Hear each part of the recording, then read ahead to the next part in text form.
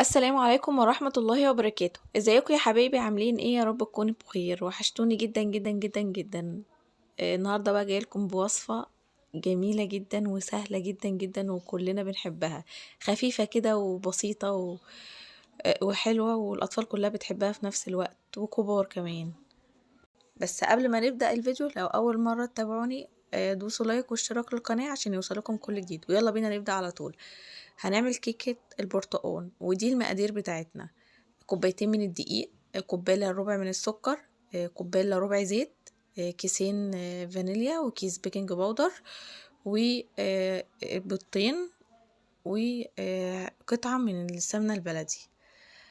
هنضرب المكونات مع بعض. هنضرب البيض والزيت وقطعة السمنة البلدي، الصراحة مش عارفة هي حجمها قد ايه، والسكر، وهنضربهم في الخلاط مع بعض. وبعد كده هنضيف الفانيليا، كيسين من الفانيليا هنضيفهم كده بالشكل ده.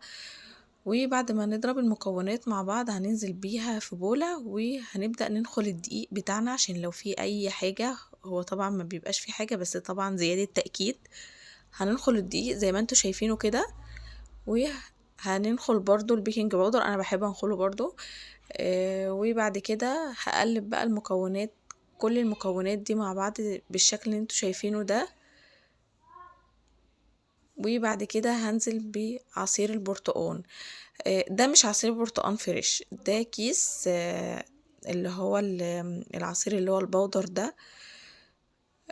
هقلبهم بقى مع بعض كده، وفي صينية مدهونة من الزبدة هنزل بالخليط بتاعي، وهخبطه في الأرض كده عشان نطلع الفقافيق اللي فيه. وبعد كده هدخله على الفرن درجة حرارة 180، وهسيبه مع نفسه بقى.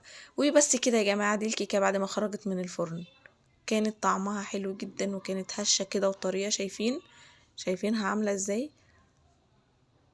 بجد كانت تحفة جدا جدا جدا، وطعمها كان رهيب. جربوها بالطريقة دي مش هتندموا.